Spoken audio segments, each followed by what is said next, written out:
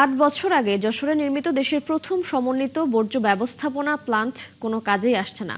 50 কোটি টাকা ব্যয়ে নির্মিত এই প্রকল্পে থমকে আছে বর্জ্য থেকে গ্যাস ও বিদ্যুৎ উৎপাদন। উল্টো দুর্গন্ধ আর দূষিত পানিতে ভোগান্তিতে পড়েছে পৌরবাসী।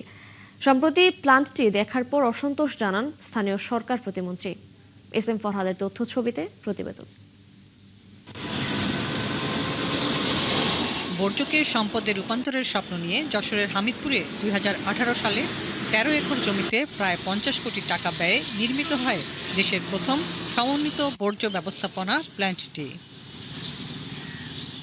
এখানে প্রতিদিন প্রায় 80 টন বর্জ্য জমা হলেও প্রক্রিয়াজাত হচ্ছে মাত্র 15%। সীমিত পরিসরে জৈব সার উৎপাদন হলেও বন্ধ রয়েছে বায়োগ্যাস ও বিদ্যুৎ উৎপাদন। 2022 সালে বেসরকারি প্রতিষ্ঠানের কাছে 20 বছরের জন্য দায়িত্ব দেওয়ার পরও কাটেনি সংকট, বরং প্ল্যান্টের দুর্গন্ধ ও নোংরা পানিতে ঝুঁকির মুখে পড়েছেন এলাকার মানুষ।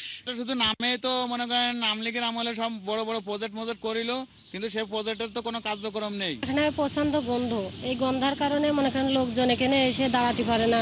পরিচালনাকারী প্রতিষ্ঠানের দাবি আধুনিক প্রযুক্তির অভাব এবং বর্জ্য আলাদাকরণে জটিলতাই এর অন্যতম কারণ। আমাদের সেগ্রিগেশন মেশিন না থাকার কারণে আমরা যে ময়লা আসে থেকে 20 থেকে 30% সেগ্রিগেশন করতে পারি, এবং এটা সেগ্রিগেশন করে আমাদের মান্থলি 100 টন প্লাস জৈব সার তৈরি হয়।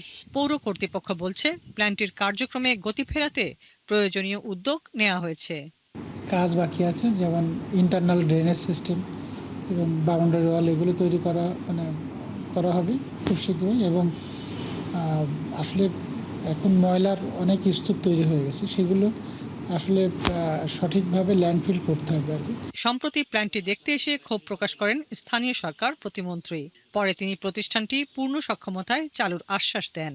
সবকিছু অ্যানালাইসিস করে প্রয়োজন হলে এত বড় একটি পরিবেশ বান্ধব প্রকল্পকে পরিবেশের জন্য কেন তারা ক্ষতির মুখে ফেললো, এটার জন্য তাদের জবাবদিহির আওতায় আনা হবে এবং তাদের বিরুদ্ধে আইনগত ব্যবস্থা নেওয়া হবে। প্রায় 50 কোটি টাকার এই প্রকল্প থেকে এ পর্যন্ত পৌরসভার আয় মাত্র 15 লাখ টাকা।